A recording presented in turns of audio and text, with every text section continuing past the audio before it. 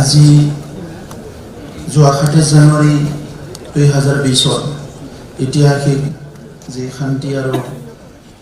শান্তি চুক্তি হৈ গ'ল NDP 4টা পদ আৰু নিখিল বড়ো ছাত্ৰ সন্থাৰ লগত ইয়াৰ আমাৰ ফৰ্মাৰ NDP মেম্বাৰসকলক ৰিহেবিলিটেশ্যন দিয়া আমাৰ বিভিন্ন বিষয়ববীয়াৰ লগতে উপস্থিত NDPৰ ফৰ্মাৰ লিডাৰ্ছ আৰু মেম্বাৰসকল সাংবাদিক বন্ধুসকল মই আজি বিশেষকৈ ভাৰত চৰকাৰ আৰু অসম চৰকাৰক ধন্যবাদ জনাইছোঁ। ভাৰতৰ প্ৰধানমন্ত্ৰী নৰেন্দ্ৰ মোদী ডাঙৰীয়া, গৃহমন্ত্ৰী অমিত শ্বাহ ডাঙৰীয়া, অসমৰ মুখ্যমন্ত্ৰী সৰ্বানন্দ সোণোৱাল ডাঙৰীয়া আৰু বিত্তমন্ত্ৰী হিমন্ত বিশ্ব শৰ্মা ডাঙৰীয়া সকলোকে ধন্যবাদ জনাইছোঁ কি তেখেতসকলৰ এটা বলিষ্ঠ পদক্ষেপ আৰু ইয়াৰ লগতে আমাৰ পুলিচ প্ৰশাসন আৰু আৰ্মিৰ এটা বলিষ্ঠ পদক্ষেপত এই চুক্তিখন হৈ গ'ল আৰু এই চুক্তিৰ দ্বাৰা প্ৰায় 3টা দশক জুৰি আমাৰ অঞ্চলত যি অস্থিৰতা চলি আছিলে এই অস্থিৰতাটো স্থায়ী এটা শান্তি আৰু স্থিৰতাত আহিবলৈ সক্ষম হৈছে আৰু আমি সবে আনন্দিত হৈছোঁ কি এই বড়োসকলৰ নিজৰ পৰিচয় অস্তিত্বৰ সংগ্ৰামৰ বিভিন্ন যি ৰূপ আছিলে বিভিন্ন ধৰণে যিটো কৰিছিলে ডেমক্ৰেটিক আনডেমক্ৰেটিক সকলো মুভমেণ্ট সকলো ৰেভলিউশ্যনকে ভাৰত চৰকাৰ অসম চৰকাৰে সন্মান সহকাৰে সমাধান কৰাৰ এটা প্ৰয়াস কৰি আহিছে আৰু আজি বিশেষকৈ আমি এটা অনাৰ্ড ফিল কৰিছোঁ কি আমাৰ ফৰ্মাৰ মিলিটেণ্টৰ লিডাৰ বা আজি মেম্বাৰসকলক অসম চৰকাৰে এটা ৰিকগনিশ্যন দি পেলাই এটা ৰিহেবিলিটেশ্যন দিব বিচাৰিছে আৰু ইয়াৰ লগতে মাৰ্টিয়াৰসকলকো এক্স গ্ৰেচিয়া দিয়াৰ কাৰণে এটা পলিচি লোৱা হৈছে আৰু ইয়াৰ লগতে যিসকল আমাৰ জেলত আছে বা যিসকলৰ কেছ আছে সেই কেছখিনি উইথড্ৰ কৰি যিমান পাৰে সোনকালে উইথড্ৰ কৰি তেখেতসকলক এটা ফ্ৰী লাইফ দিয়াৰ কাৰণে এটা প্ৰয়াস কৰিছে।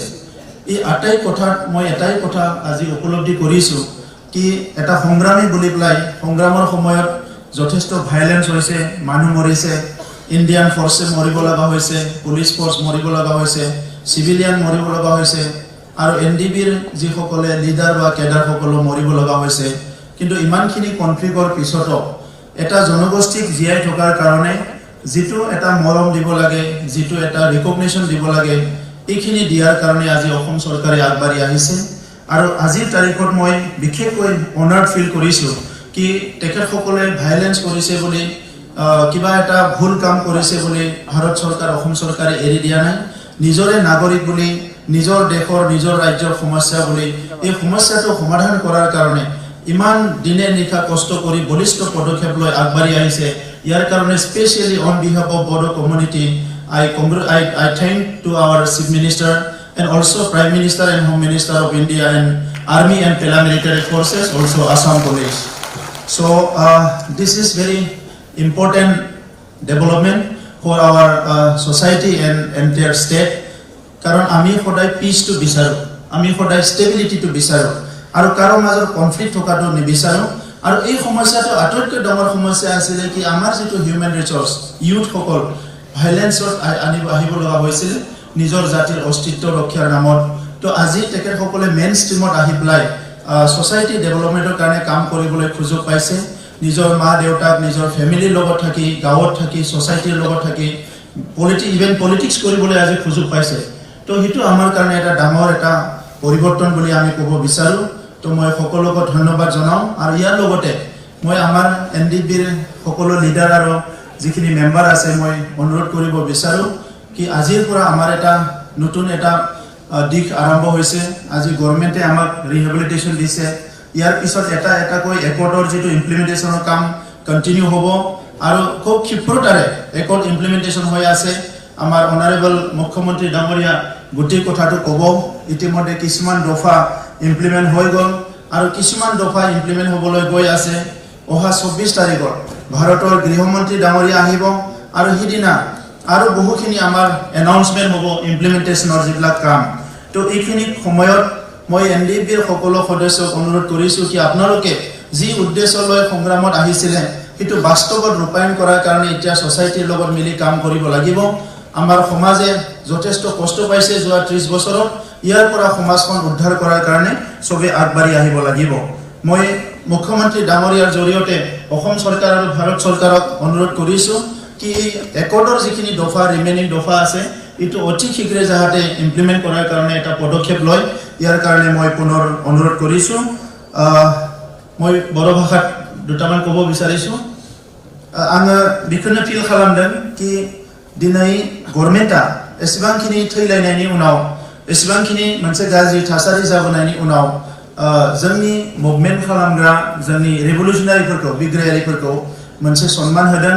बिथांमोना अनसुंथाइ होआलासिनोबो थानो हागौमोन, केस उइथड्र खालामालासिनोबो थानो हागौमोन, नाथाय दिनै जोंनि दैदेनगिरिफ्रा जेरैबायदि आवगायबोदों बिथां गोविन्द बसुमतारीनि दैदेननायाव, रन्जन दैमारिनि दैदेननायाव, माखासे दैदेनगिरिफोरनि दैदेननायाव जेरैबायदि आवगायबोदों बेखौ बिथांमोनाबो अननानै मान होनानै दिनै केसफोरखौ बोखारनाय, जेलनिफ्राय बरननो थाखाय राहा लामा लानाय, अनसुंथाइ होनाय गासैबो खामानिखौ मावनो आखायाव लादों। आरो जोंनि जि थांखि हारिखौ बासायनाय, हारिखौ फोथांनाय, बिनि थाखाय नोंथांमोना न' बां गारनानै जेरैबायदि बावसोमबोबाय, दिनै मोनसे मोजां सम मोनबाय, जोङो बेखौ कमप्लिट हारिनि थाखाय बाहायनांगोन। जोङो एना एनियाव थानो नाङा, गाज्रि साननायाव थांनो नाङा, मोजां साननायाव फैनानै जोङो हारिखौ बोखांनानै लांनो थाखाय जों बयबो जाहाथे खौसेयै खामानि मावो, आं बेखौ खावलायो। आरो दिनैनिफ्रायनो मोनसे गोदान जिउ जोङो लानो नांगौ। समाजाव थानानै, गामियाव थानानै, न'खराव थानानै मोजां मोनसे माहारि दानायनि हाबाफारियाव बयबो बेस्थ' जानांगौ, आं बेखौनो खावलायो। आङो बे समाव जिखिनिया दिनै मोनबाय बेखिनि थाखाय कंग्रेचुलेसन होयो। जिखिनिया मोनाखै बिथांमोननि थाखाय जोङो नांबाय थागोन। বিটিআর গভৰ্নমেন্টৰ তৰফৰ পৰা আমি 3জন গভৰ্নমেন্টৰ নমিনেট কৰি দিছো। আমাৰ ডেপুটি চিফ গোবিন্দ বসুমতাৰী ডাঙৰীয়া, ইএম ফেৰেঙ্গা, ৰঞ্জিত বসুমতাৰী ডাঙৰীয়া আৰু এফচু প্ৰেসিডেন্ট দীপেন বড়ো ডাঙৰীয়া, এই গোটেই এনডিবিৰ ৰিহেবিলিটেশ্যন আৰু কেছৰ ইস্যুত আমি 3জনক দায়িত্ব দিছো।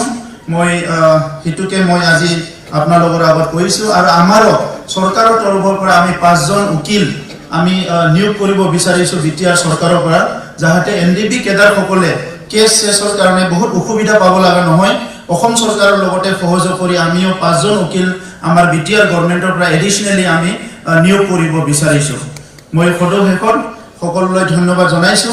আৰু এনডিবি কেডাৰসকলৰ আহি থকা জীৱন শান্তিময় হওক, উন্নতিৰ হওক, আৰু সকলো এটা সুস্থ পৰিৱেশত ভাল এটা জীৱন সকলো পাবলৈ সক্ষম হওক। ঈশ্বৰে আপোনালোকক সদায় মংগল কৰক আৰু ঘৰৰ পৰিয়াল, মা দেউতা সকলোৰে লগত থাকি সুস্থ সমাজ গঢ়াত আপোনালোকেও যাতে সদায় আগবাঢ়ি যাব পাৰে, সেইটোকে কামনা কৰি মোৰ বক্তব্য সামৰিছো। ধন্যবাদ।